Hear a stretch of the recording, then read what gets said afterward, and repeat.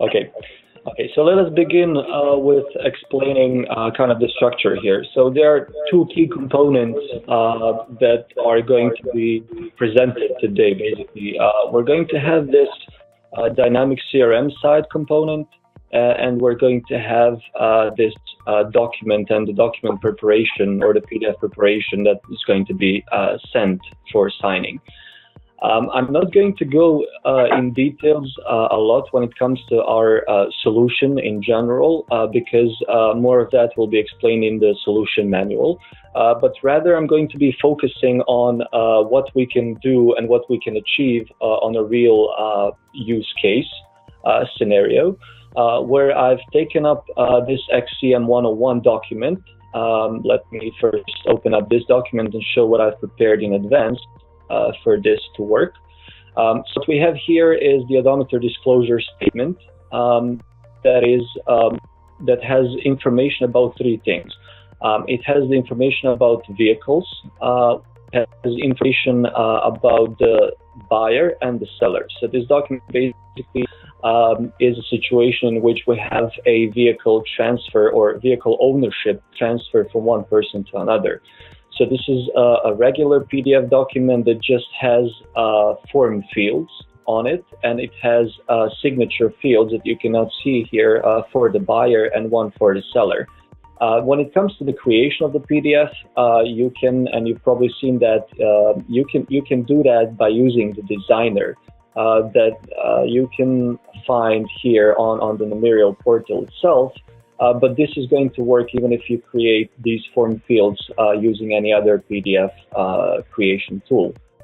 What is important to keep reference to is the names, which basically signify the ID and represent the unique identifier for each field.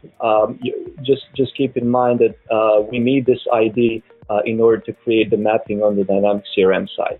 Okay, so once we've done that, let me explain the structure and the setup that I've made on Dynamic CRM to make this case possible. So what we're expecting to have here is we're going to send this PDF for signing, but instead of having users type in all this data, we're going to have this pre-filled by the data that's coming from Dynamic CRM. So here on the Dynamic CRM side, we have four entities. We have the vehicle entity. We have the transfer entity, that would be the seller. We have the transferee, the buyer, and we have this odometer disclosure entity that's going to wrap up the entire thing. So that's like a wrapper object for all of these. Okay, so I've created already records on the Dynamic CRM side, not to lose too much of our time. So we have this add-in, so he would be that's me, that would be the seller in this case. Also, we have the transferee. That's again one record on the Dynamic CRM side of the transferee entity, and that would be NSAR. And we have here different information for both of them. And also, we need for this to work, we need a vehicle, and already I've created one.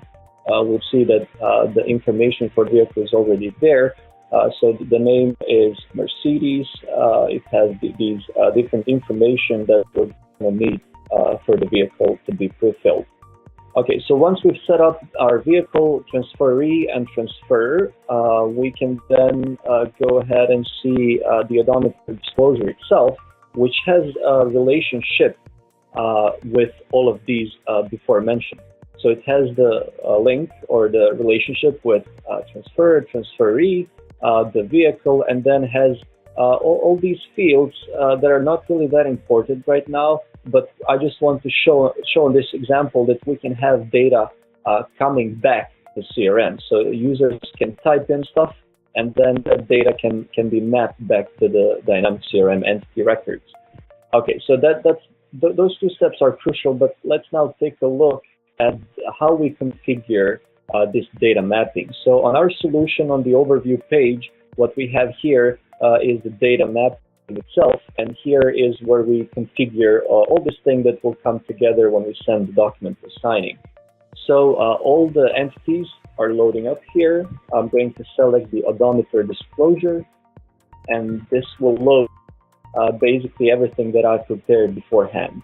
So here we can select between CRM to Namirial or Namirial to CRM type of mapping, and it's self-explanatory. So this one configures the data that's going to be coming into the PDF itself or into the agreement.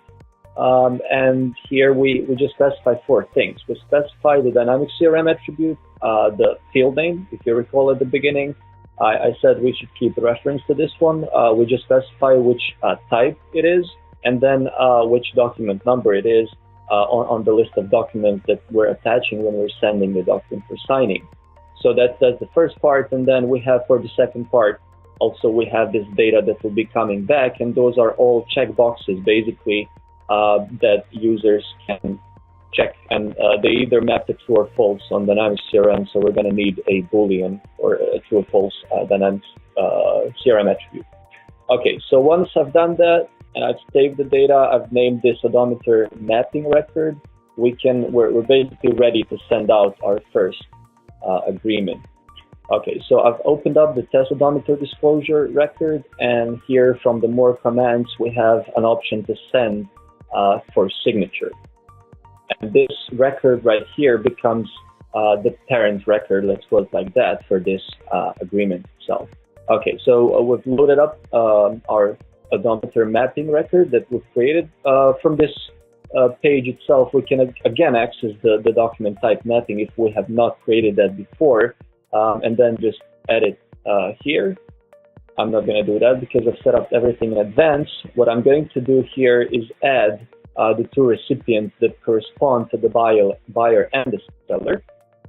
One thing I just need to type in here is the name of the signature field that's going to be assigned to each recipient. And now let me just attach this XCM 101 PDF that I've created before and just change this one. Again, I'm not going to be focusing on these all the options that agreement can have, but rather to show the functionality here. We're good to go when the send button appears, means that all the data has been entered correctly. We have at least one signer, we have the documents, so on. And now there's one thing that I'm going to be showing in a couple of minutes here. We can have this checked, but let me come back to that later. So let's now hit send and wait a couple of seconds until the agreement is successfully sent, and then it will be saved on the Dynamics CRM side on the agreement entity. It will be saved in the state of in progress. And yeah, that's right. And we have this date and time when the agreement has been sent. You see here there's a missing completed date that's going to be shown when the agreement is in the status of completed. You see now the status of all the recipients is in progress, and we have nothing else basically. So now we have a couple of options that are provided here. And the idea for this dynamic CRM integration with the eSignAnyWhere is to have basically all the features that you would have normally if you were using this standalone solution from the portal itself. But what we have here as an advantage, we have the dynamic CRM storage, which helps us to keep track of all the data that's all the agreements that are sent and then updated, and we can have, you'll see that later on, we'll have the reference to the completed documents log files, we'll have the date, so it's a complete integration basically. So here, like I said, a couple of options. We can send reminders to all the recipients in case not all of them have signed. We can cancel, we can delete the agreement, so on. There's this useful option when you have the client that you need to sign the document when you have the client right there, so you can host that current signer. I'm going to be using this option for 2 reasons. First, I want to show that it works, and second, I have one recipient here, and that's my colleague Ensar, that will receive this agreement via email, but I'm not able to open his, so I'm going to be using this host option. Okay, so click on the host option, and now the agreement. So this basically corresponds to you clicking on Open Document on your email when you receive the agreement itself. Okay, so this is the document, and we see that all the data has been successfully loaded. So this is the seller's name right here. This is the mileage of the vehicle. We have here vehicle information that's been pulled out from the CRM entity. We have the information about the buyer here, and none of these are checked because, if you recall, here all of these were no. So if they were yes, they would map actually to being checked. Okay, let me go back here. We have the signature field here. The other one for the buyer is hidden because that's how we assign those signature fields. So let me just assign this one here and finish this one. And then it will be a turn for the second recipient to do his part of the job here. Go back to the agreement post once again. But this time I'm just going to be checking some of those checkboxes to show that we can have that two-way data mapping and have data transferred back to CRM. Okay, I'm going to check these three. I'm going to sign here. Sorry. I'm imitating basically signature here, and I'm going to say finish, and that will place this agreement in total in the complete phase so that we can update this from the dynamic CRM. We provide two ways to update an agreement. So there is this manual update where you would click here, but there is another way that probably is going to be used far more, and that would be automatic update, where you would have this workflow on dynamic CRM that would be triggered every half an hour and try to update every single agreement that's in the status of in progress. So that would be, I believe, preferred option if you have a lot of these. For now, I'm going to be using the update feature. This one checks on the server itself. It checks whether the status of agreement is anything else but in progress, and it is right here. It's in the status of completed.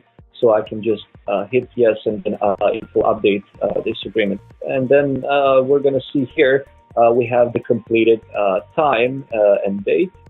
We have a couple of additional information that happened, which is changing the status of each recipient.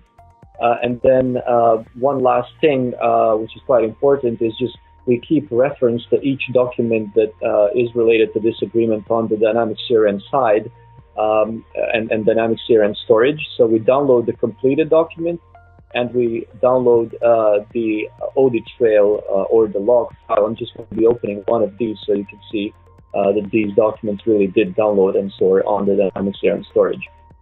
So that's something that we've seen in our last meeting. Okay. So one last thing, I'm just going to reload this odometer disclosure record, and we're going to see that all of those fields that were no before are now mapping to yes, which means that this basically is a two-way data mapping where we had data coming in and we had data coming out from the agreement and mapping to the dynamic CRM.